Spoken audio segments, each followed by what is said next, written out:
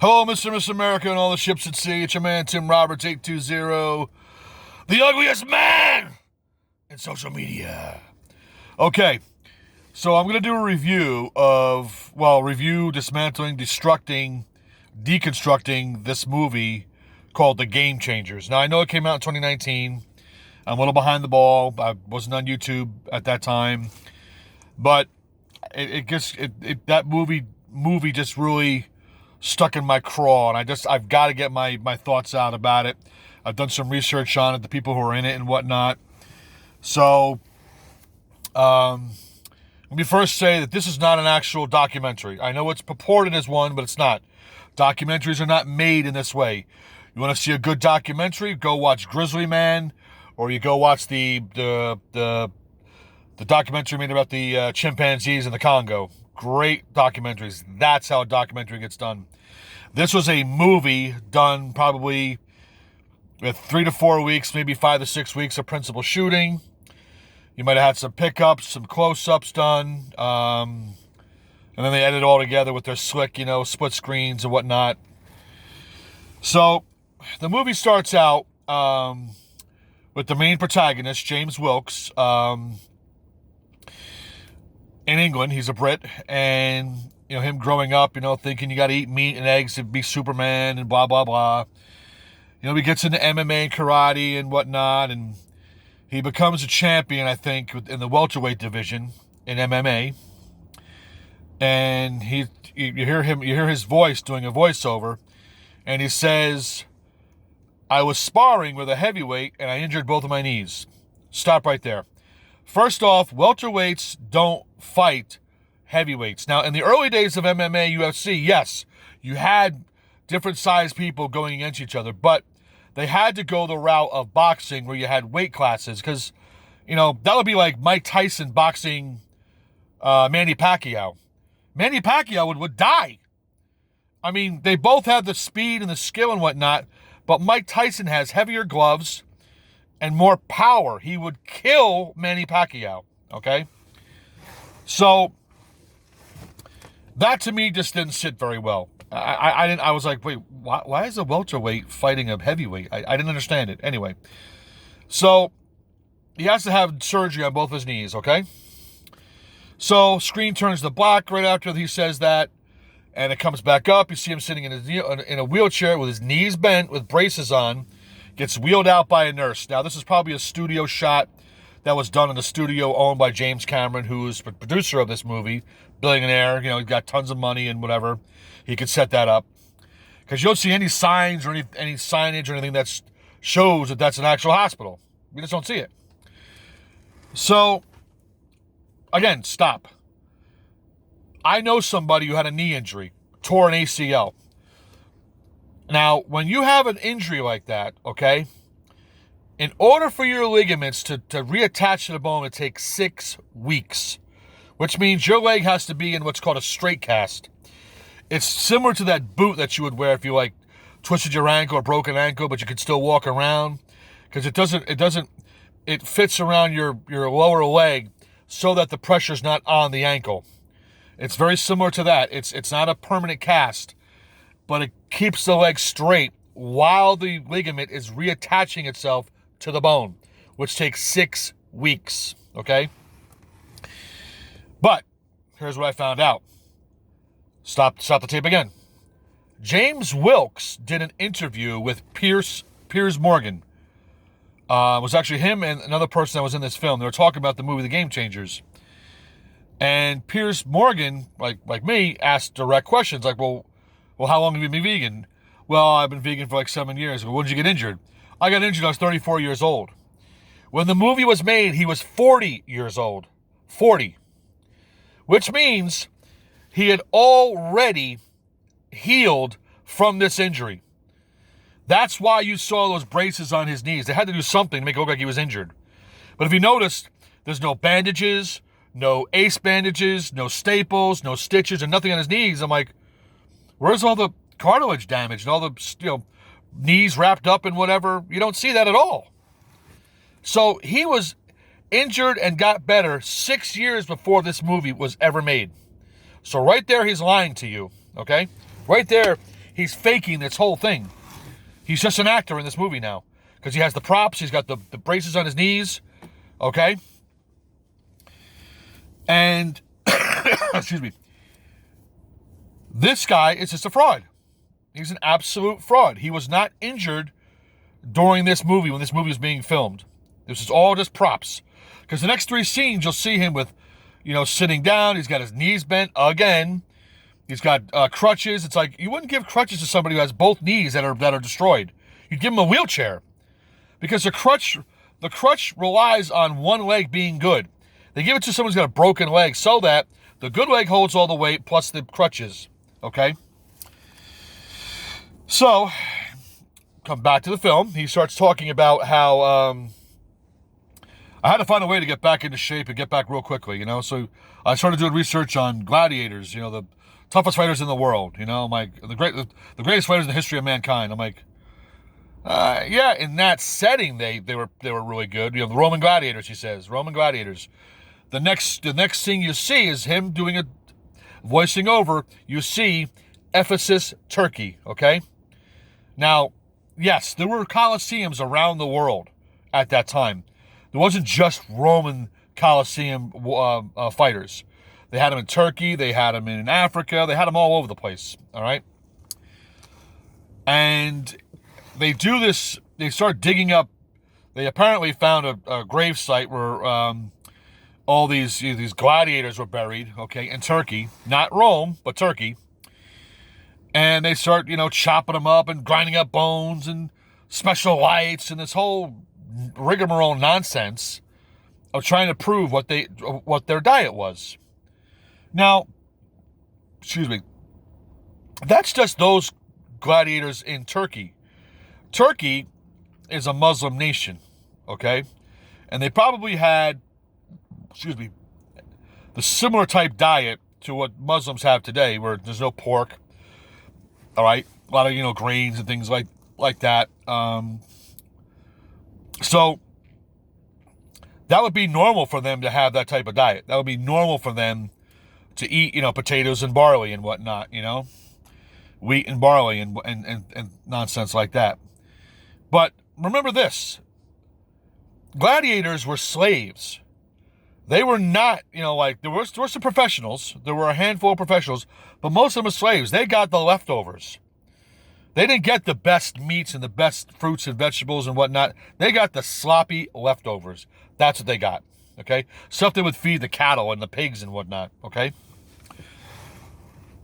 So, as I'm watching, I did my own research on what gladiators ate, and I found an article, and it's talking about, this place in Turkey, and I'm like, as I'm reading it, I'm like, wait a minute.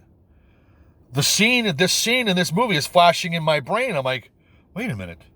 They stole this article and just gave you a visual of it. They hired some guy from Germany, put a white lab coat on him, his fancy equipment and, grinding up bones and looking in binocular, looking in to do the what do you call it thing? The stethoscope thing. I don't know what the hell you call it. And to me, that was just stolen. They stole this article.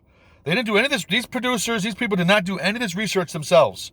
They stole this article and just gave you the movie version of it. They gave you a visual aid, is what they gave you, right? And so that's another bullshit lie that they're telling you. First off, they got the guy who was injured 6 years before the movie was made. Now they're talking about these, but they stole that article. They stole it. So they start going into talking about, Olympic athletes that were vegans and whatnot, but it's like, wait a minute, slow down. Most professional athletes, most Olympic level athletes are on some sort of steroid or growth hormone. You can't compete on that level unless you're on them. Okay, they had, some woman who was a bike rider, and she says, oh, I never had so much energy. Yeah, right, stop. Seriously, stop, please. They're all doing steroids. They have to, because your competition is doing them. So if you don't do them, you're going to be dead last. You're going to be bringing up the rear. Okay? They had Carl Lewis on there. And Carl Lewis, oh yeah, as a vegan diet, I had so much energy, but slow down a minute. Slow down a minute. In the 1988 Olympics, okay, where Carl Lewis won the gold medal, he didn't actually win that race. It was won by another runner. And what happened was every runner in that 88 Olympics, in that race, tested positives for steroids. Every single one. And here's what really happened and why Carl Lewis won that gold medal. CBS Sports was airing the Olympics on their station. So they went to the Olympic Committee and said, find someone to disqualify, make sure it's not an American. Who they find? They found Ben Johnson, who won the race. He's a Canadian. They disqualified him, and Carl Lewis won the gold. That's how he won the gold. He didn't win it because he won the race. He won it because the winner was disqualified for steroid use, but they all did steroids. All of them. Vegan or not vegan, they all did steroids. Okay? You look at the powerlifters in the Olympics. These guys have legs bigger than my waist, for crying out loud. I mean, you don't get that big eating plants and leaves and twigs. It doesn't happen. That's not how you get big. Trust me, I know. And then they had some guys come in from a football team. I might have been the Titans or something like that. Or no, sorry. I think it was the Miami Dolphins, right?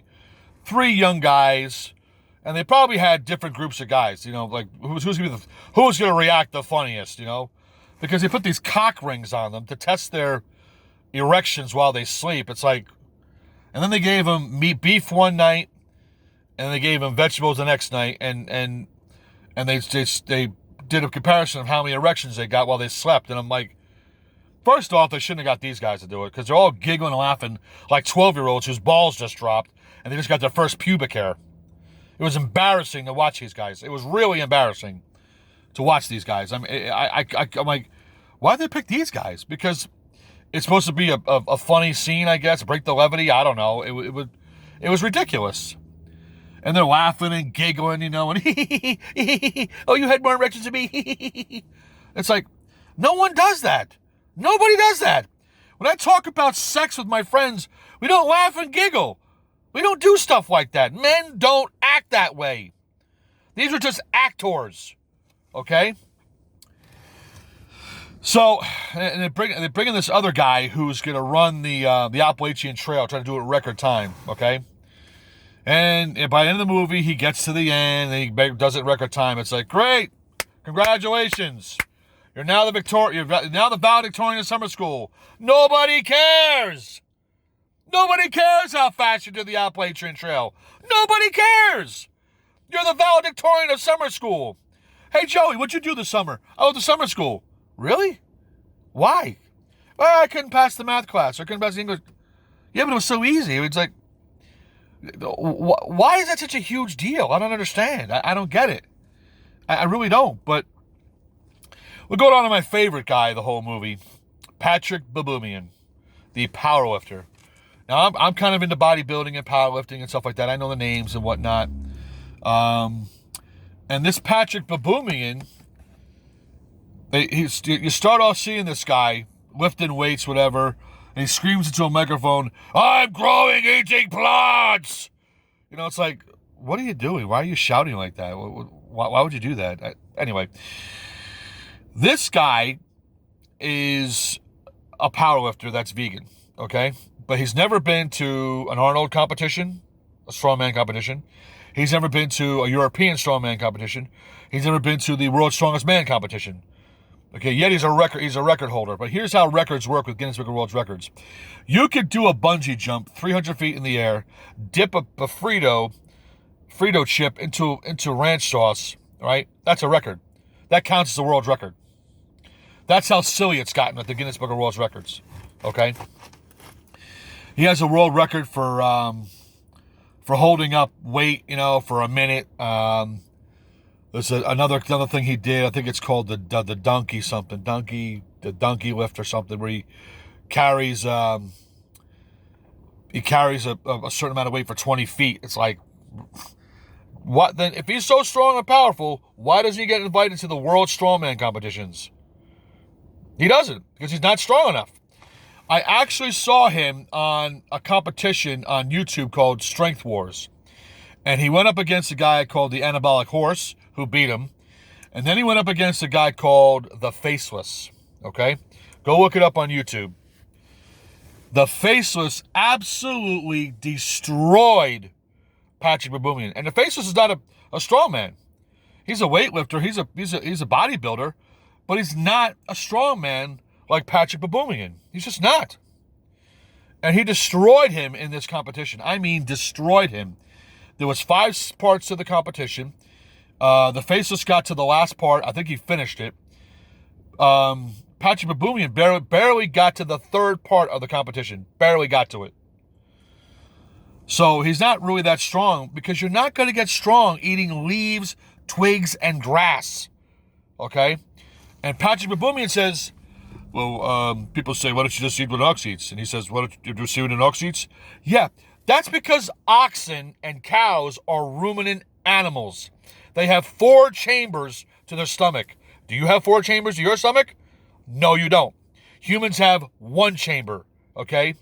Our bodies do not base what you're going to eat on your teeth.